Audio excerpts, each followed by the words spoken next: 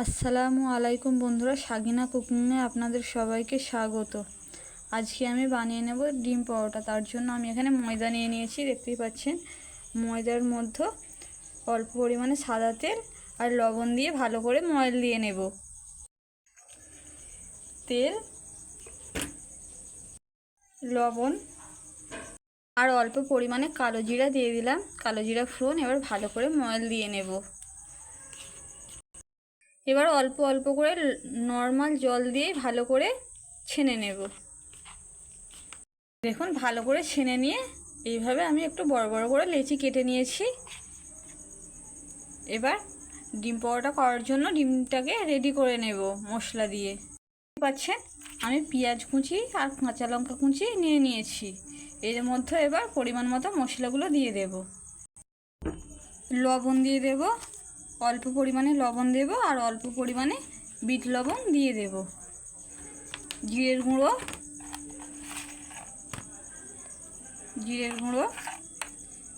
অল্প পরিমাণে লঙ্কার গুঁড়ো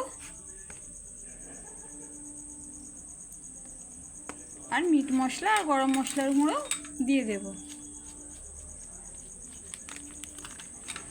দিয়ে একটা ডিম দিয়ে ভালো করে ফেটে নেব। বাড়িতে থাকা খুব কম উপকরণেই আপনারা এই রেসিপিটা বানিয়ে নিতে পারবেন। আশা করছি আপনাদের ভিডিওটা ভালো লাগবে। ভালো লাগলে অবশ্যই লাইক সাবস্ক্রাইব করে আমার পাশে থাকবেন। ডিমটা দিয়ে দেব। ডিম দিয়ে দিয়েছি। ডিমটা দিয়ে এবার ভালো করে ফেটে নেব। দেখুন, ভালো করে ফেটে নিয়েছি। এবার রুটিটা বেলে নেব। দেখুন, ভালো করে বেলে নিয়েছি, একটু মোটা করে বেলে নিয়েছি।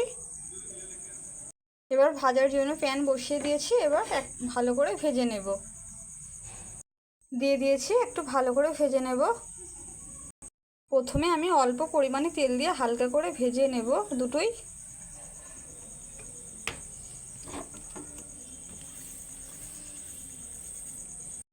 দেখুন, একদম হালকা করে প্রথমে আমি একটু সেঁকে নিয়েছি, তুলে রেখে আর একটা এইভাবে ঠিক সেঁকে নেব। দেখুন, এটাও হালকা পরিমাণে ভেজে নিয়েছি। এবার আগে থেকে যে ডিমটা ফেটে রেখেছিলাম এর মধ্যে দিয়ে দেব। দিয়ে দিচ্ছি, চারি সাইডে ভালো করে একটু দিয়ে দেব। এইভাবে দিয়ে দিয়েছি চারি সাইডে।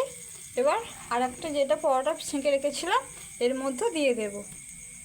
এইভাবে ওপরে চাপা দিয়ে দেব, দিয়ে কিছুক্ষণের জন্য ঢেকে রেখে দেব। এইভাবে বাড়িতেই খুব কম উপকরণে খুব সহজ পদ্ধতিতে আপনারা ডিম পরোটা বানিয়ে নিতে পারবেন। এটা খেতে অসাধারণ হয়, একবার বাড়িতে বানিয়ে দেখবেন। উল্টে পাল্টে ভালো করে ভেজে নেব। এই দেখুন, ভালো করে ভেজে নিয়েছি। এবার ছুরি দিয়ে পিস পিস করে এইভাবে কেটে নেব। এবার পিস পিস করে কেটে নিয়েছি। এটা সসের সঙ্গে খেতে এবার অসাধারণ লাগবে। আশা করছি আমার ভিডিওটা আপনাদের ভালো লেগেছে। ভালো লাগলে অবশ্যই কমেন্ট করে জানাবেন। আজকের মতো আমার ভিডিওটা আমি এখানেই শেষ করলাম। ফিরে আসবো আবার নতুন ভিডিও নিয়ে।